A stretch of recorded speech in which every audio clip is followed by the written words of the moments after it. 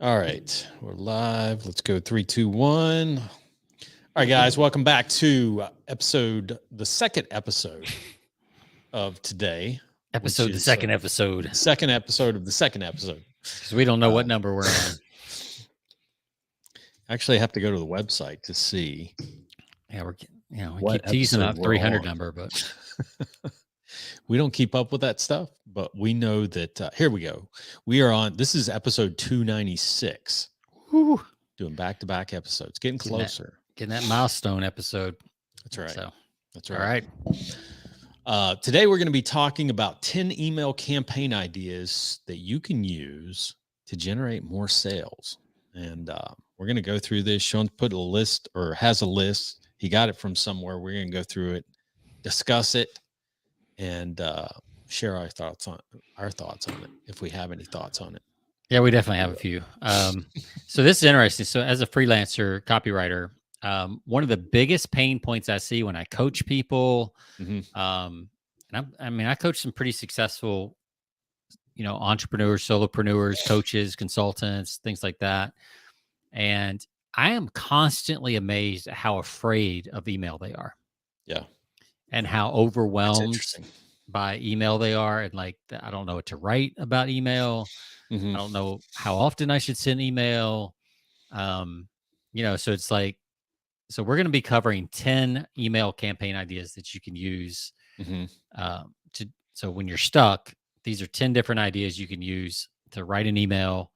And we'll get into, I'm sure, as we talk about this, frequency.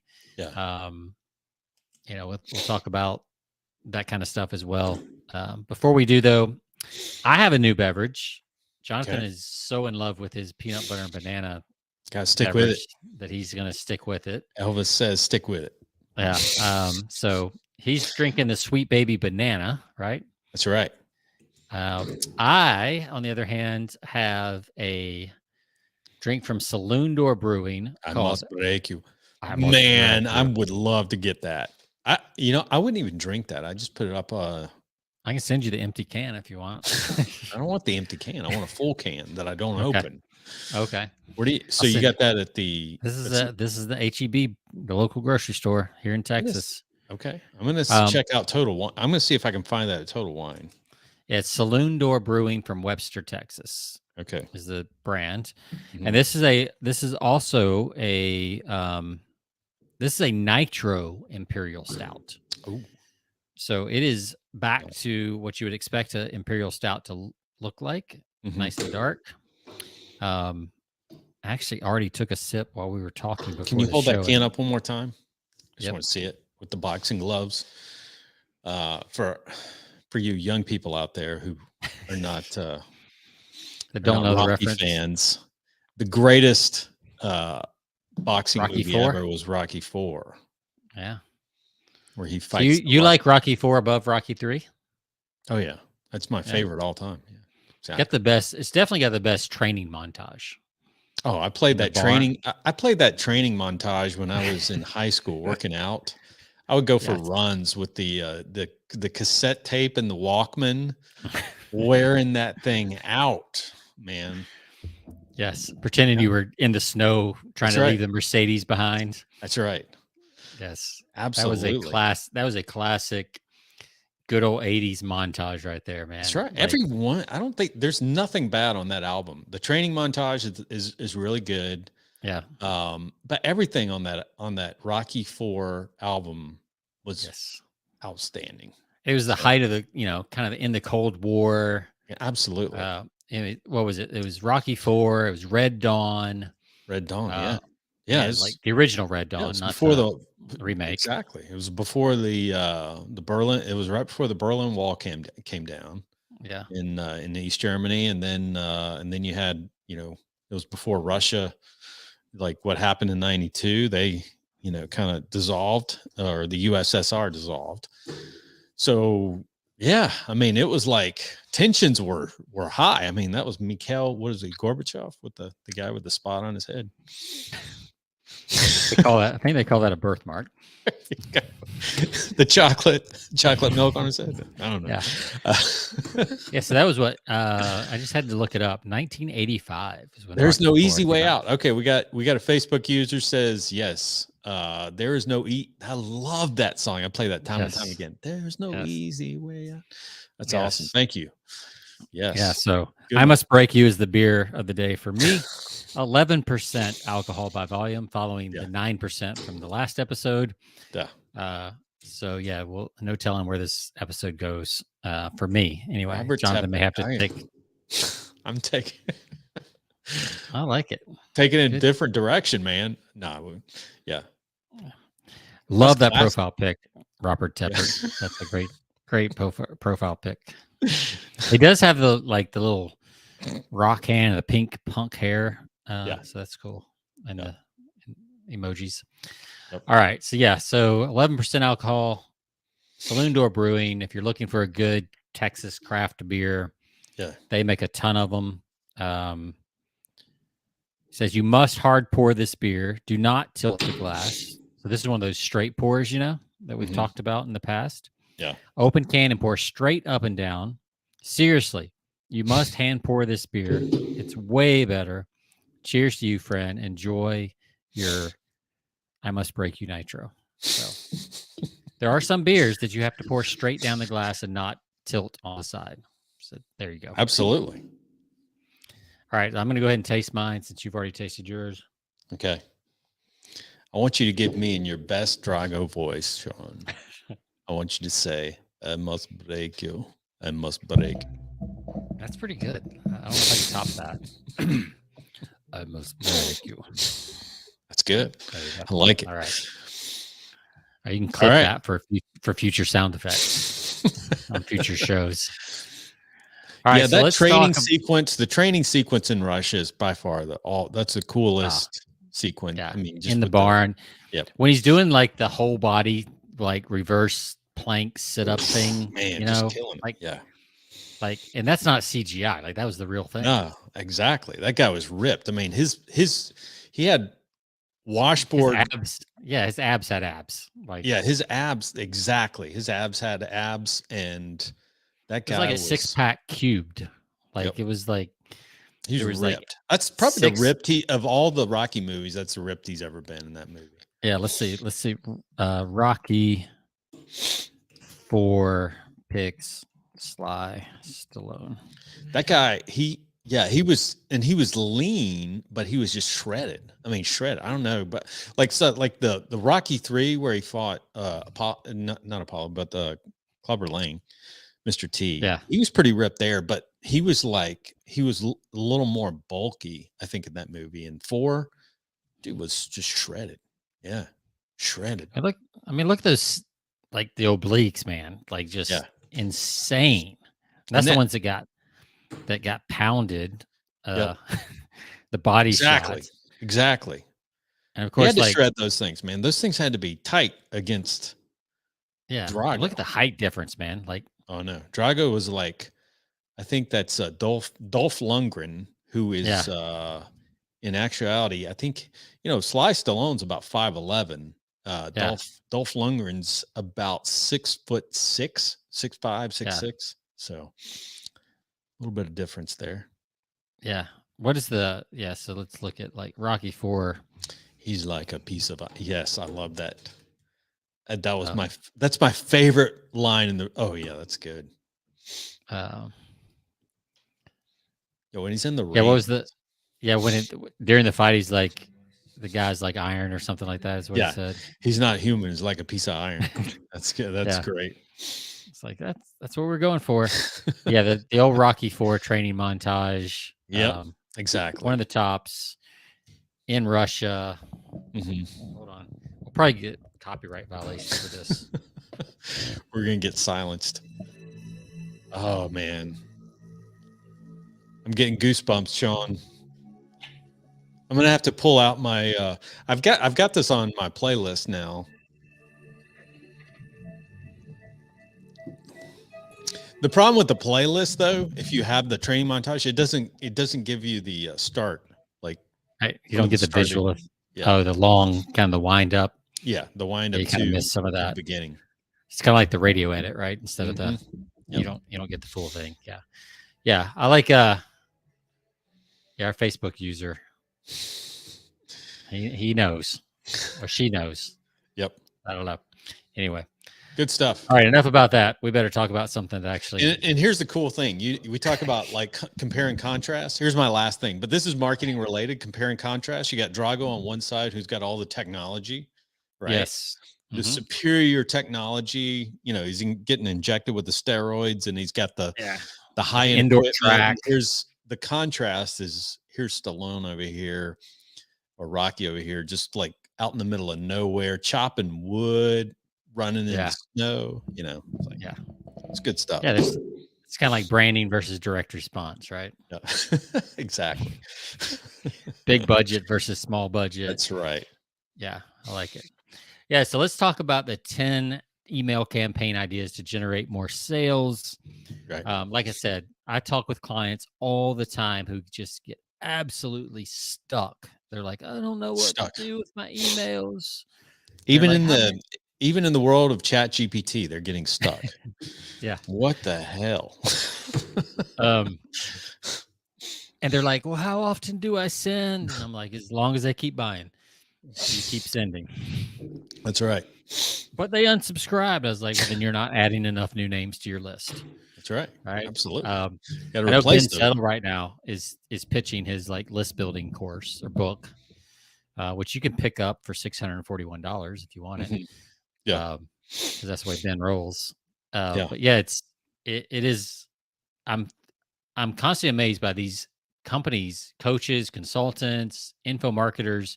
And they're doing 250, 500,000, sometimes even $1 million a month. Yeah.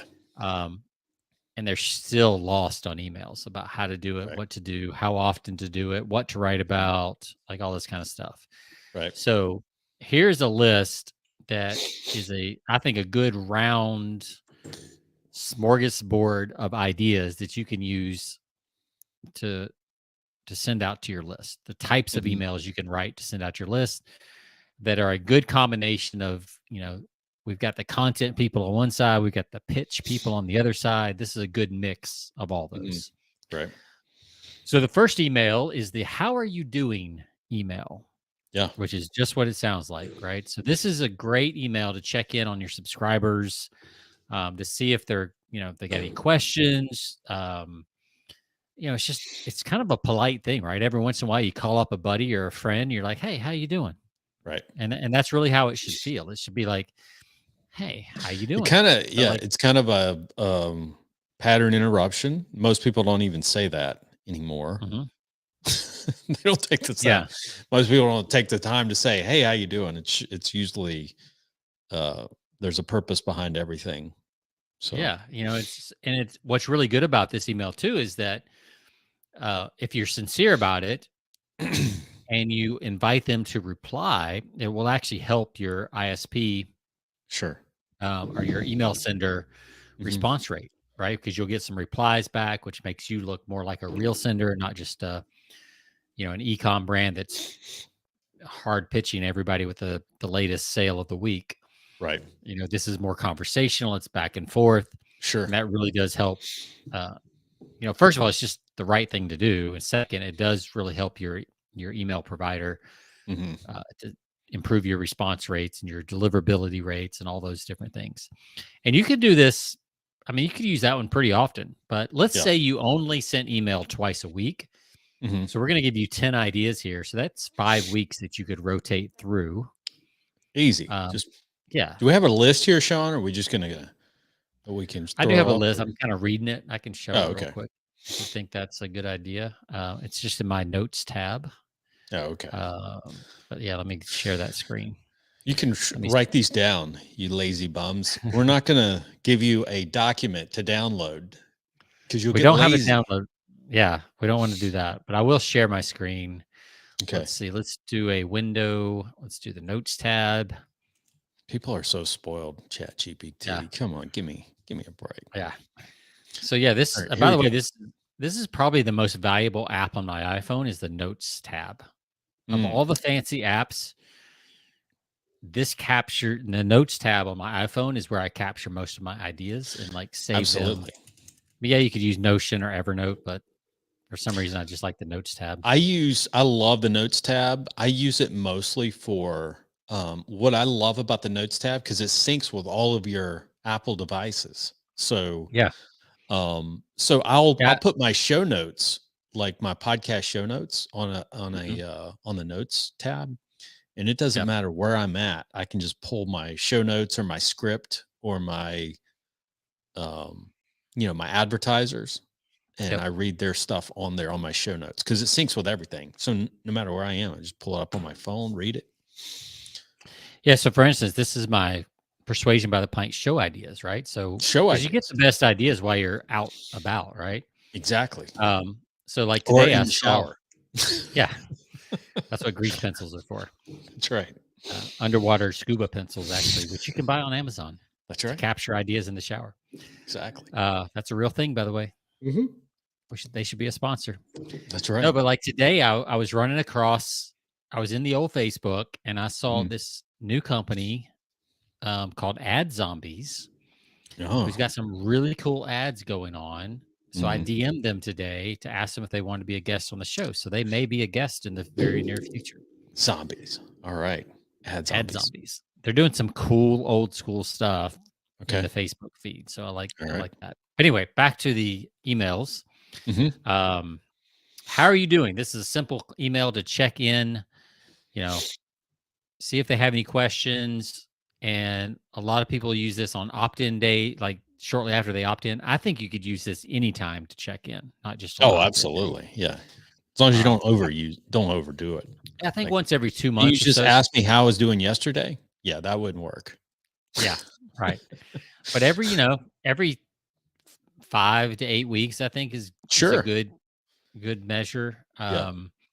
Especially if you're incorporating a lot of these other things. For instance, Right. number 2, and by the way, if you're just listening by audio, you can catch us on the YouTube or on persuasionbythepint.com, and you can actually see the list and get a visual stimulus there. All right. So number 2 is lessons learned. Share your top 5 or 3 or 7 lessons learned about a certain topic.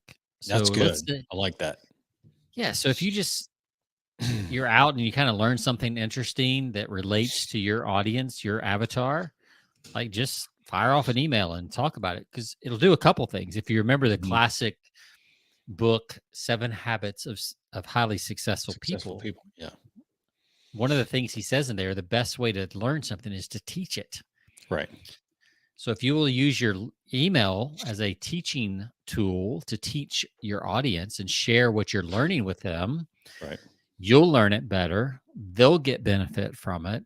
And you've got a piece of content that you can share, not only an email, but then you can turn that into a carousel post on Instagram. You could turn it into a Facebook post. You could turn it into a LinkedIn post. Lots of things. All of these, by the way, you could use on social media. Sure. We're just talking about email because that's where people get the most freaked out for some reason.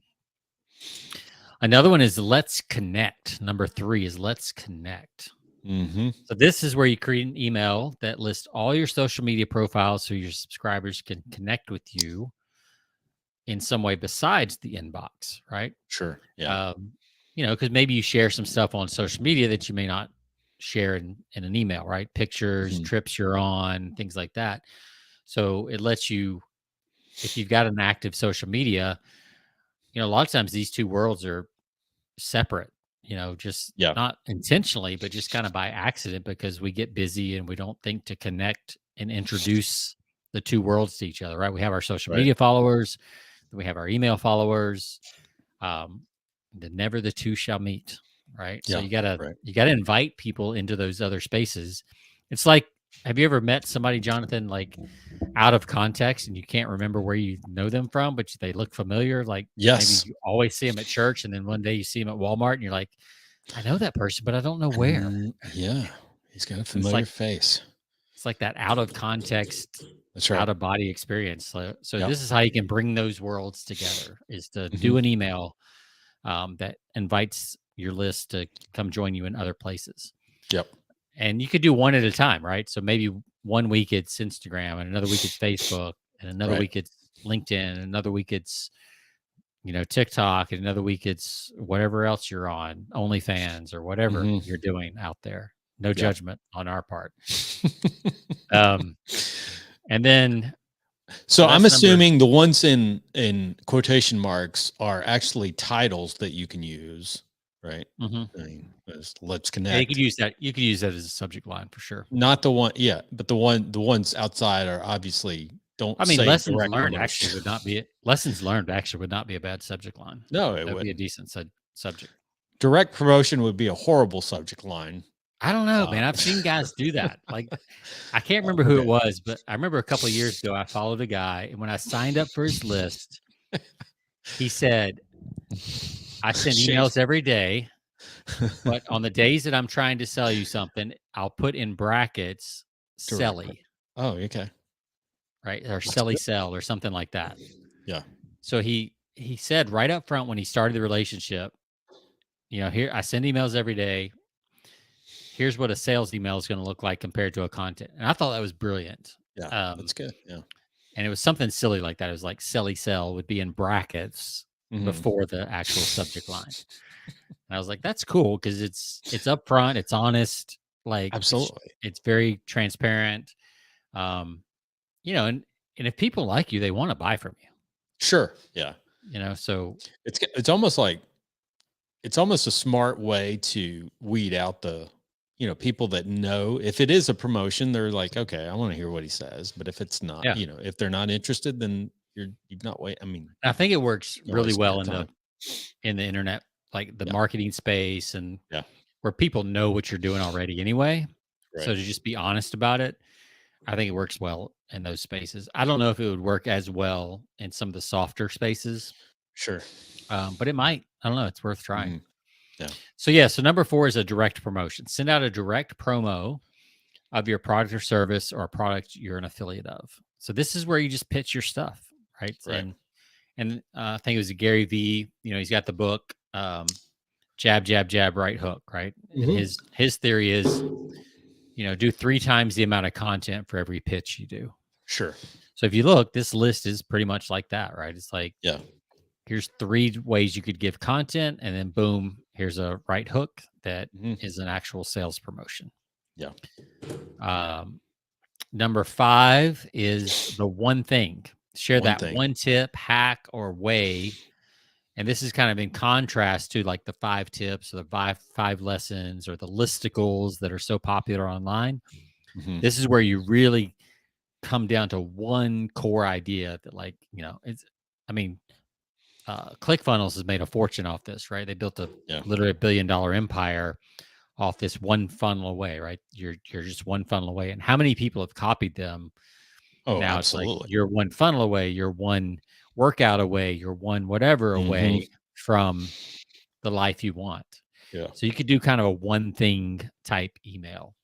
And those, despite the popularity of listicles, and when I say listicles, I mean any, I don't know what the percentage is, but a lot of percentage of blog posts are listicle style. Yeah. It's 3 this, 7 this, 5 this, 10 this, 101 this.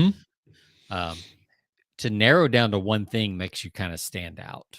Big time. So there's a very popular book called The One Thing. Yes, you're right. Or it was years ago. I mean, it's a few years old, but they built an entire company around that book. Because it was so strong.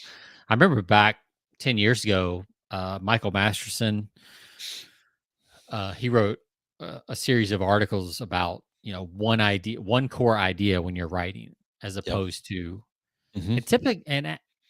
to be fair, like a listicle is typically one idea with like 10 subpoints. Sure. If it's well done.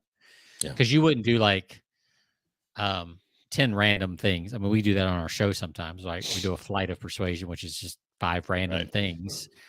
But for the most part, a list is a list in one core category.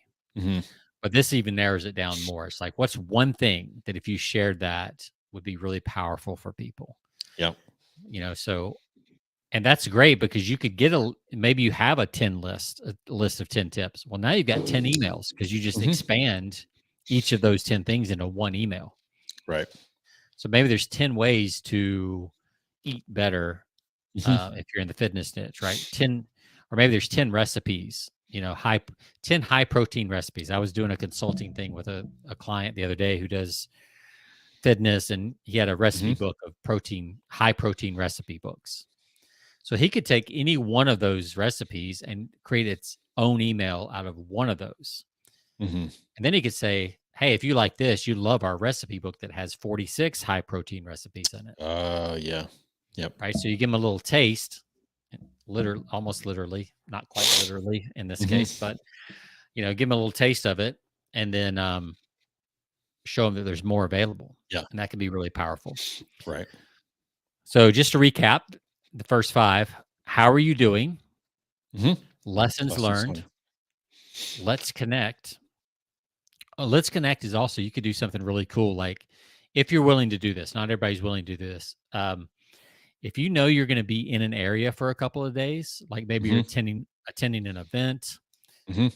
you could actually invite people to meet you for coffee at that event or near Oh, that yeah. event. Yep. And Yep. that really is really powerful. Even if people aren't around, they're like, wow, this guy's or this gal is really, really willing to connect because Yeah. they're telling me where they're at and, all this stuff. So, Our friend David does that all the time. Hey, yeah. I'm at so and so. If you want to connect, here's where I am. Yeah, or David, Thursday morning from 10 to 12, I'm gonna let's be connect. working from this coffee shop. That's right. Come if you stop by, we'll buy Mhm. you a cup of coffee. Yeah. That's really powerful, even if people aren't in the area, because it shows that you're willing to get together. Mhm. Yep. Um, kind of away from email for a second. I saw somebody this week who they're at a big event and like a bit, lots of people there. It's out in Vegas. So it's a big networking event. I'm not going to name the name, but it's a big Mhm. networking event, mastermind type event. So Sure. what they're doing, they ran Facebook ads within 2 miles of the event center. Mhm. So they geo-targeted and Yeah. and basically said, "Hey, would you like to meet?" And with a picture of themselves that runs on Facebook and Instagram, because everybody's scrolling right as soon as they get out of any given meeting, or even while they're in the meeting. Mhm. So and geo-targeting, especially when it's that tight of an area, like a 2-mile area, is Yeah. super cheap, like Yep. super cheap. So it's going to show Right. up on everybody's phone that's in that area. So so you're scrolling through Facebook, you see this person's pictures. Hey, I'm at this event. Want to meet? You're like, oh, that's cool. And then when you see them walking down the hall, you're like, hey, I just saw your ad on. I mean, it's pretty smart, Right. pretty No, cool. it is So cool. if you're ever at a conference, you can run ads within a 1 mile or 2 mile or 3 mile radius of that conference or trade show or Mhm. event, Yeah. so that people recognize you and you look like you're everywhere. Yeah. That's So cool. that's another way to leverage that. So number 4 was direct promotion. Number 5 was the one thing. So number 6, this is another kind of interaction question where you can get people to give you feedback, help the email Mhm. deliverability, those kind of things. Number 6 is, what is your most burning question? Mm. And this is Burning cool question. because you'll get really good feedback about your avatar, about the people on your list, what they really want, Yeah. um, all those kind of things, which is great material for using in marketing Sure. later or to build a product, offer a, because if you get, let's say you send that out to a list, even if your list was like, 1,000 people and you get 10 responses Mhm. and they all kind of say the same basic thing, Right. there's a product opportunity right there. Oh, yeah. For Right. sure. You just turn around and you just turn that into a product and then offer it, 2 weeks later. Say, hey, 2 weeks ago, I sent out a question. What's your most burning question? Mhm. Overwhelmingly, the majority of the people that answered said this or some version of this. You show a couple of screenshots, blacking out their name. You say, so what I decided to do is I talked to my friends in the industry who are experts. I did some research and I came up with a course or a workshop or whatever. I'm going to be hosting a workshop this Saturday, Yeah. blah, blah, blah, blah, blah. That's a great way to get Absolutely. to do some market research and come up with a quick cash infusion to sell Yeah, a oh, yeah. course. Yeah. I mean, this could be done on social media, email. I mean, Mhm. this is used a lot on either or to get Yeah, all these feedback right tactics. away. We're talking about email because I think that's where a lot of people get scared. Yeah. But yeah, these all could work on social media and Yep. Facebook, Mhm. different places. So number 7 then is news and News and updates. updates. Yeah, that's good. This is really good because people want to know what's going on in their industry. So if you have Yeah. a list of, say copywriters, Mhm. and you can kind of keep them up to date with, what's going on with AI and what, Justin Brook is doing a really good job of this on his Facebook post. I'm not on his email list, so I don't know exactly what he's sharing Yeah. there, Mhm. but he does a really good job right now of keeping up with AI and testing things and all that, and then sharing it with his audience on Facebook. Yeah. Right. And he's getting amazing interaction. Plus, I think Facebook is pushing it because AI is a hot topic. Sure. Yeah. So his reach is more. So yeah, any kind of news and updates that you can share around your product or industry is really powerful. Yeah. And then number 8, how to. How to's. Yeah, I love this one. Like you can never go wrong with the how to No. article, right? I used to do like when back when I did the years ago when I did the BI Beginner Internet Business podcast, we had an email list on there, and I would do a Saturday. We do every Saturday there would be a tip of the week, Hmm. and I would test it. I would always test the headlines, and you know, how to's always outperformed every other Yeah. title. Yep. People just love how to do this, how to do that. They would click on it. The open rate on those was always so much better than anything else. Yeah. I bet if you looked at the top nonfiction books, Yep. either the title or the subtitle would be a how to Absolutely. something. Yep. I think Bob Bly talks, your favorite, Bob Bly. He talked, I think half of his books are how to. Yeah, something. exactly. I mean, And especially his ebooks. Yeah, in his copywriter's handbook, he's like, if all else fails, goes to a how-to headline. Mhm. I used to do. Remember the when we do the meetup groups? I would just like every bullet was like a how to. I mean, it's like throw. It's either how to or secrets, right? Secrets of or how to. Right. One of those two. Yeah. By the way, we could make a number 11. We could just do secrets of. That would be secret number 11. So number 9 is FAQ. This is great. Do you remember, Jonathan? The old FAQ. Do you remember? I don't know. It's probably been 12 years ago now. Mm-hmm. But when was it Mike Filsame or one of those guys that were popular back then? They did the 10-10-10 method where you did like 10 frequently asked questions. What was that? Traffic Geyser back in the day? Yeah. Oof, man. Now you're taking me back to going old school now, right? I'm telling you, I'm feeling the. So it's like 10 FAQs, 10 SAQs, should ask questions, right? So there's frequently asked questions. And then there was the should ask questions. What questions should the customer be asking? Right. Which I thought was a great little twist. So that's a whole nother, that's number 12 we could add to this list. Sure. Yeah.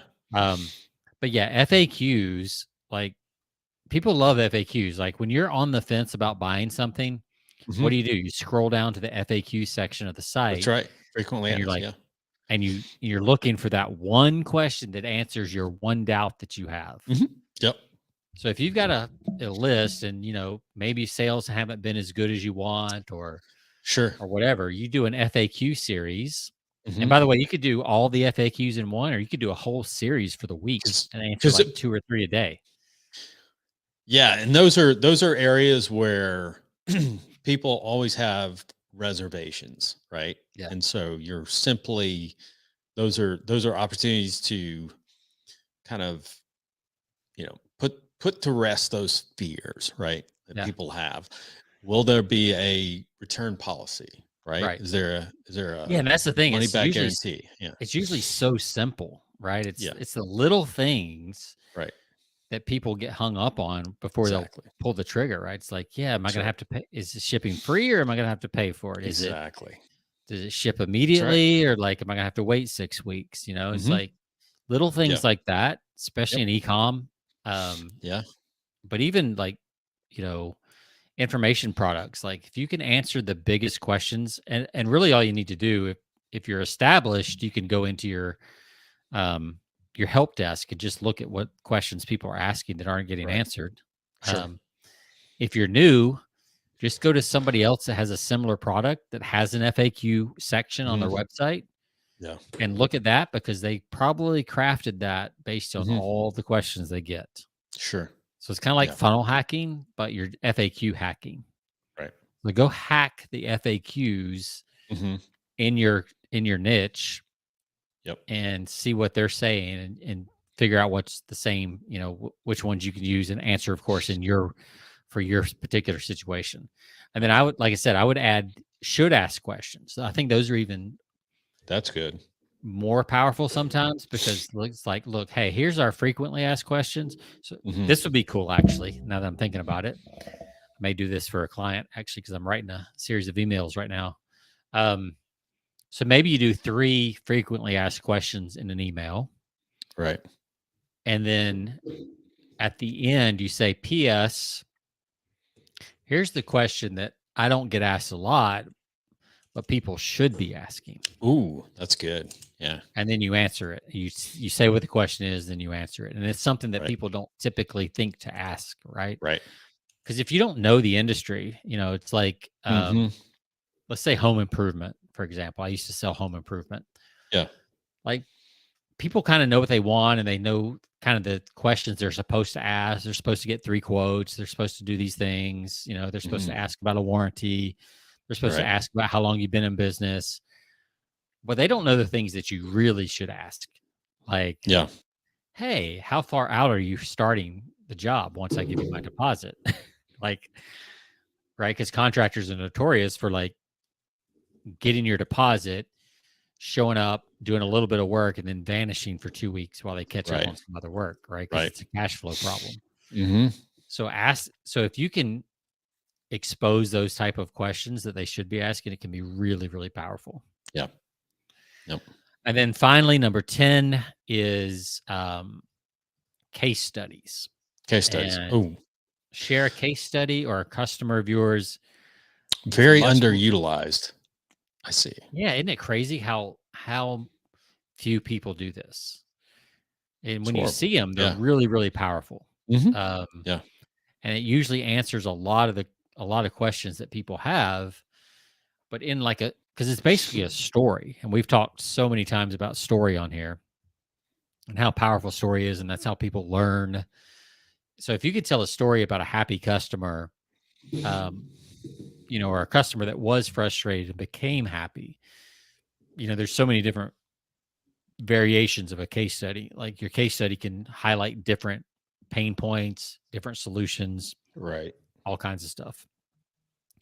So yeah, if you tell a case study, share a case study with people, it's also not you just saying, "Hey, we're the best. We're great at this, blah blah blah." It's somebody else saying it for you, Right. which is what makes it really powerful. In a case study, you have to write it. I mean, the way you write a case study, because I use these all the time in my industry. Like, case Mhm. studies are like, and they're detailed written. I mean, because we used to, like, one of the companies I used to be with, we used to have to submit like every 2 years, we'd have to submit like our best case studies from Yeah. like our top industry clients that we sold to, our top manufacturers that we sold to. Yeah. We'd always have to write them down, and they would have like competition as the best case study, out there. It was like, it was a big deal. But I Yeah. mean, these were like 3 or 4 page case studies. I mean, so I Yep. was like, what was the problem? What was the issue? Um, how did you, how did you diagnose the problem initially? And, what was the process of bringing in, or evaluating the right solution for that? So it's like Yep. in depth written. So it's not just like, it's not, case studies are not just testimonials from customers, but they're like, it's like a well-written report on, or a more detailed summary of I what. mean, yeah, I mean, it's basically a sales letter, Yeah, but it doesn't come off as a sales letter, but it exactly. Yeah. is. AWAI, where I learned about copywriting, American Writers and Artists Mhm. Inc. They actually have a whole course on how to write case studies. Oh, And there are copywriters out there that specialize. That's all they do. Just like case there's studies. white paper. Yeah. Just like there's white paper copywriters and sales letter copywriters and email copywriters. There's case Right. study copywriters that's all they do. Yeah. And what they'll do is they'll actually interview your client to pull out these interesting angles and these little Yeah. pain points and things like that. So Sure. if you got let's say, you've got 100 clients over the years, whether your product or service or whatever, you could hire a case study writer to interview your top, most loyal customers, your best customers. Right. And they'll say things to the writer that they won't say to you, right? Because they're being That's true. interviewed. And, That's true. and a lot of times, because because we've talked about the psychology of why people do things on this show before and things like that. When somebody's being interviewed and they know it's for a case study and they know it's for you and they like you, they're going to reveal some things to that it's basically a reporter, right? It's interviewing them that maybe they've not even told you, right? Especially if it's a good case study writer, and they'll pull that case study writer will pull out some interesting details that you wouldn't have thought to ask or whatever. And absolutely, yeah. I mean, it can be really, really strong, and because they tend to be 2, 3, 4, 5 pages. Yep. Compared to a testimonial that's a paragraph. These are great PDFs to give away. To people that are they're great to give away. Like, let's say somebody books a call with you. You have say you're a high ticket coach or something, or a consultant. So they booked a call with you. The call is 3 days out. If you send them a case study every day for 3 days before the call, they are much more likely to show up on that call. That's right. Yep. And no doubt. Much more likely to be open to hearing your pitch, because they know they're not the only one that's been through your program. And it's so much, and because it's more detailed than a testimonial, it feels more real and not just cherry picked, like, oh, well, they just, like movie trailers do, where they just picked out the best phrase. Because I think people have caught on to that, right? It's like, sure, how is it every movie that's ever, out on TV with a trailer is like amazing? It's because they pull that one word out of the review, even though it's like, this is an amazing disaster. So they just pull the word amazing out. That's good. That's good. I haven't considered that, Sean. That's good. Hey, I like that. I've done it. Amazing disaster. Absolute confession. I've done it as a copywriter. Like, sure. I've taken that one piece of the quote out, that one word with a little ... on either side of it, because that's what fit my argument. Right. I hate to admit that, but that's what happens sometimes in the marketing world. Absolutely. I don't do that much anymore, because it's just not cool. So question I have. Yeah. You mentioned AWAI has a thing on.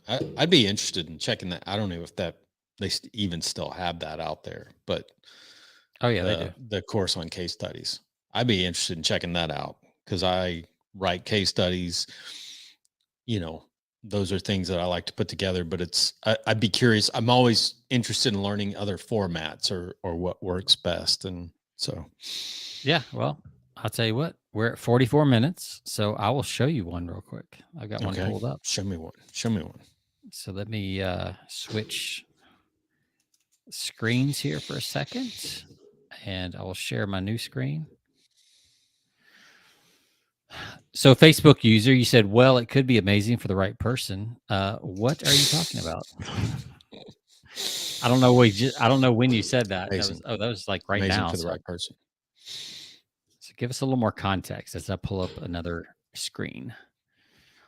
Yeah. Yeah. So here's an example. So AWAI has a 9-part formula or template that they use for case studies. Mhm. So here's an example. This one, it says Florida attorney finds fulfillment and financial gain in copywriting career shift. And you can see it's written like this is the format. It looks more like a report than a sales Mhm. page, Okay. right? It doesn't look like an actual sales page. So number one is a news-like headline. And I just told you what that is. Mhm. The second part is a customer background. Yeah.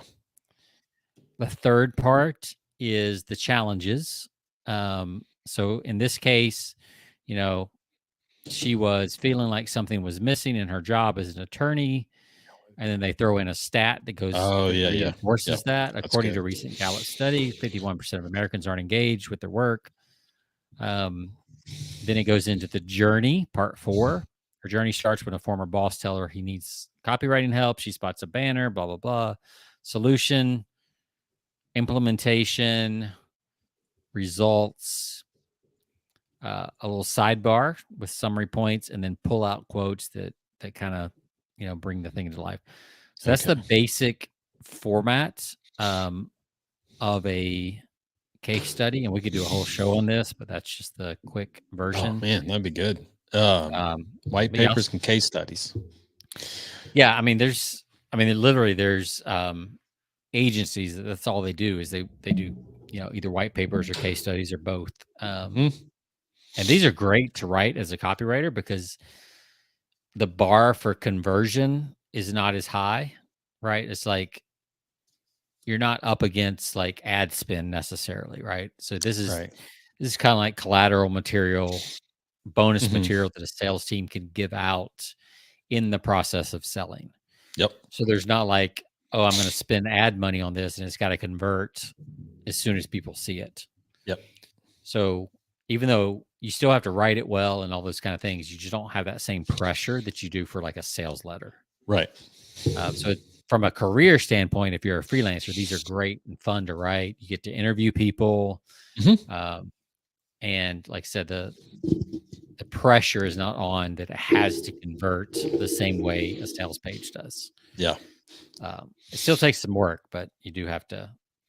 So our Facebook user, sorry, I don't know your name, because it's weird with StreamYard. You have to like allow it to see your user profile or something. Yeah. But anyway, Facebook user answered our question, said, you said you took out a small piece of a quote that felt gross since it was a small piece for your argument. You said for that review that said it was an amazing. Okay. Yeah. Cool. And you're right. It would still be amazing for the right person. Yeah. It's just kind of like the fake deadlines. They're kind of, people are seeing through that stuff now. So you kind of have to be more There's careful always with that. somebody. There's always like, Yeah. it's funny. Like you ever watch polls? Like there's always 25% that you're like, what the F are they thinking? It's like what world are they living in? but it's always the same. It's like that. Yeah. Like this user says, it could be amazing for some people. Which I mean, I don't disagree with that.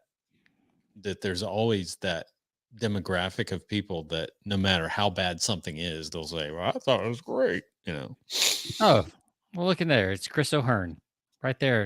Chris. There we Knoxville go. native there. So, okay. Yeah, you'll have to figure that out next time so we can actually call you by name and make fun of you by name. Because now we know stuff about you. So that you're actually a That's real, was that IRL in real life? That's right. As the kids say. Yeah, so we know who you So are now. the link to that, I want to make sure, and thanks for checking in, Chris.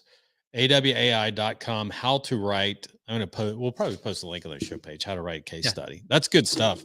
I'm going to tell you if you don't do it right, if you're writing, and these are valuable. I mean, if you're selling to consumers or, if it's one-to-one, but if you're selling to large corporations or companies, man, these things are gold. I mean, you can win a sale. I mean, you can win a huge contract with a case study. if Yep. you know how to write these things. But I was once involved in a case study with a company years ago that our marketing, it's a company that had their own marketing department, and they were supposed to be writing the case study, but they asked for help because I had gone in and sold a large automotive OEM manufacturer, and I had used something, kind of an improbable device or equipment, so to speak, that no one else was using to do it. And they're like, can we interview you? Can we talk to you about this and spend time? Like, I guess. How much Yeah. you gonna pay me, right? Yeah. Well, so check this out. There's actually a case study on AWAI, because that's where I learned about copywriting, Yeah. of me. Look at that. They actually Sean interviewed McCool, me. Yeah. So case study, Sean McCool. copywriter turns career around top 200. Wow, nice job. Right. So it's like, so that, right. You That's gotta the post that newsy for sure. headline. And then, like, you know, you kind of see the formula, like the Yes. pain, the struggle, The the turning point, you know. So this is basically, it's almost like a hero's journey. It is. You know, boot camp Because bonanza, job offers. this is what your life, like your life before AWAI, before you went through and became, Right. learn the skills. Oh, look how becoming young a I had hair. Look back at then. that. That's so Look at cool. that, I man. had hair back then. I need to update that picture. I like you better with the clean and the guru beard. Yeah. That better. Yeah. It's growing on me, literally. I like the guru beard. That's good. That's a good look. Yeah. So yeah. If you just go to awai.com and type in Sean McCool, you'll find a bunch of my articles and case studies and stuff. But anyway, that's good stuff, man.